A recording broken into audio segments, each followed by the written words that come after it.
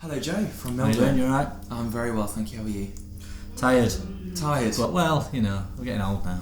Too old for this, as Mr. C said in the A-Team. Anyway, go. So you say you're too old for the gig, the gig in business, is that you? No, I'm only jesting. I'm just it's the morning after the night before. So Right. Okay. So this is the calm bit. Yeah. Just sound check. We've had some food. Just a couple of hours of just being lazy now. All right. And then you work yourself back up to the gig. Is that how it's kind of been rolling recently then? Yeah, Most of the you shows? just gotta. Yeah, the gigs have been amazing. So and loads of energy, and the crowds have been crazy. So you just need to take some calm before the storm, I think. And so this is a comeback tour, isn't it? Really, It is, yeah. Of sorts. If you don't mind me calling it that. I have no problem with you calling it that. Fantastic. Why? Why Why did you come back? Obviously, a lot of people have asked me this, and I think it sort of started a couple of years ago when I got a Twitter account just out of interest. I've never really been one for Facebook or anything like that, but I like the idea of Twitter. It's a bit different. You don't even have to write anything. You can just observe and get news and all that. Anyway, this is not a Twitter advertisement, but there you go. And every single day, somebody would tweet me asking to get Milburn back together. Right. And after a bit, I was like, oh God, shut up. But that sort of said to me that there was still a demand for it, and just testing the water, saying a few things and getting a bit of feedback. It became clear that people would be still up for it. So we kind of thought, well, and that was a couple of years ago. If we didn't do something now, maybe the people that are interested would disappear, and we'd never be able to do it. So it was kind of a timing thing. All the boys were sort of at a decent place where they weren't busy doing other projects, so there'd be no distractions in that sense. So we decided to do it this year, and it's gone pretty well. So do you think maybe something else could happen? Maybe like another tour? Do you think maybe even more music? Well, we've done a couple. We've put a single out this week or last week. I don't know. It's all digital these days. So we've got some new music out, just 2 songs. So there's no reason why we can't write any more, I suppose. But we just didn't want to commit to something that we couldn't commit to. If that makes sense. We might have to do this tour and got halfway through it and just wanted to kill each other. But it's been good, so we're alright. And of course you'd want it to be well received as well, so if it wasn't, then do you think it would be a bit of it? But what's been quite nice is seeing, obviously there's been older people that were there the first time, but there's been a lot of youngsters as well, like really into the band. And that's sort of really positive for us. There's a big surge in this kind of, I guess, indie kind of thing. It is, yes. And there's a lot of... my sister is one. She loves that kind of thing. So do you think maybe it was a good time to get in there with? Did you kind of notice that and maybe think, hey, that's good? No, it wasn't like a conscious decision. I think music is cyclical, and there's not been an awful lot of guitar bands for the last 8 years. We were sort of part of that last wave, and maybe there is the desire for decent guitar bands to come back around. I mean, I've said this before. I think guitar bands are like cockroaches. They might not be fashionable at times, but they'll always we can't kill them off. There'll always be some desire for it. So I think it just time was the most important thing in the whole process. So let's talk about some of the other things you've been doing. All right. What kind of things have you been doing? And because I know some of the band have been off with like the Arctic Monkeys and doing things. So what kind of stuff have you been getting your teeth into? We've all sort of had lives since Milburn split up, because when we split up I think I was 21 I would have been, and everyone was in a similar age. Like, oh right, okay, we have to get a normal life now. So on a personal note, while still being in bands, I went to university straight away. I got a master's degree. Got a teaching qualification. I taught in secondary schools for 3 years. So I've had like a proper life in the interim, and maybe something that I can go back to one day. I don't know. And again, the other lads have always been in bands. They've been in, I had my own band, the Book Club. Tom and Greenie had Backhand the Compliments. Then that sort of morphed into Dead Sons. I've played with Reverend the Makers. Tom plays keyboards with Arctic Monkeys. So that's kept bubbling under. But I think everyone's had to grow up and get real at the same time as well. So you mentioned the Arctic Monkeys and you mentioned Reverend the Makers as well a minute ago. Both local bands to you because obviously they're from Sheffield. The Arctic Monkeys supported you, didn't they? On your many moons ago, on your big kind of tour when you were when you had your first album out and stuff. Well, no, not quite like that because they got their first record out before ours. Right. It was a long time before that when we were growing up, essentially, 15, 16, in being in bands, and when we started, there weren't an awful lot going on. And between us, including Reverend the Makers and a few other bands, we started this thing, and the start of it was just playing at each other's gigs, supporting each other, bringing each other's mates down, because Sheffield's I don't know, it's probably the fourth biggest city, but you do still know everybody. It's a big village. Yeah. So we all knew each other anyway, and it was quite a natural thing. So yeah, they did support. I think Matt, the drummer, he got lessons on how to play drums from our drummer Green. Right. And various bits and bobs like that. But you know, then they weren't the Arctic Monkeys and we weren't Milburn as when we're known today. It was just kids growing up playing music, like you'd play football or go out and climb trees, and you know, just stuff you do when it's raining. So and do you still see like John McClure and Alex Turner, and do you still see the band? It's not been for a while because of this Milburn thing, but I still play bass for Reverend the Makers. So and we're actually off to Thailand in a couple of weeks to record a record, and I'm going out there with them. Alex is more difficult to track down these days. But when he's around, you know, birthdays and christenings, that sort of thing. Yeah.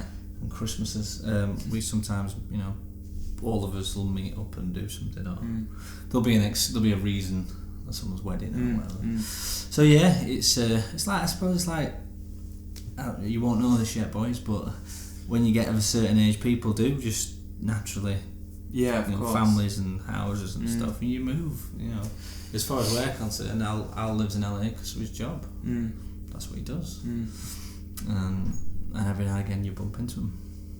So do you think maybe if you'd all become like doctors or something like that, do you think you'd still have that kind of contact? Because there's a lot of you could say as in getting that kind of job and staying in Sheffield would make you see each other a lot more, but actually this is sort of kept you all together in a different way, because as you say, you now play bass for Reverend the Makers, so it's the music's definitely helped relationships and probably made us closer, but I think we've always been naturally bumping into each other just by the nature of Sheffield and the nature of like John McClure's brother is best friends with my brother who's in Milburn. Nick O'Malley is our cousin. Really? Dad, and it's just, that's what I mean, like we probably wouldn't have been able to avoid each other. Yeah. You know. That makes sense then with the weddings and everything. It's just how it is. Yeah. So let's talk about Milburn, and I don't want to go on about the Arctic Monkeys too much, but there's been people that have sort of noticed, because obviously it's the same time, we've just spoken about it for like 5 minutes, and there's people that have kind of noted that your first album actually sounds very similar to the Arctic, whatever people say, and that's what I'm not. So, but it's at the same time, so it's not like there wasn't any copying going on, I'm guessing. It was just a time and a place in a city that, like I said, it's not that big, and any of us, despite how many records people have sold and all that, none of us knew what it'd become. We hoped so maybe it'd come that way, but we were just trying to write songs about stuff that was happening in our lives. And we're the same age, we're from literally 5 miles, we're from the same side of the same city, in the same part of England, at the same age, and that's what you get out of it. And what would happen is we'd write something, and then they'd hear it, and then they'd write something, and then we'd hear what they'd written, and we'll go, alright, we can be better. And that's probably why we both came out, and obviously Alex would be a great songwriter in any city, any time, but we had a lot to do with that Sheffield sound, because you just start firing ideas off against each other, and you do what your contemporaries, you wear the same jackets, don't you? Yeah. It's just a gang thing, I suppose. You're into the same shoes or the same music or whatever. So yeah, it's just a byproduct of where we were at that time, and a good one as well.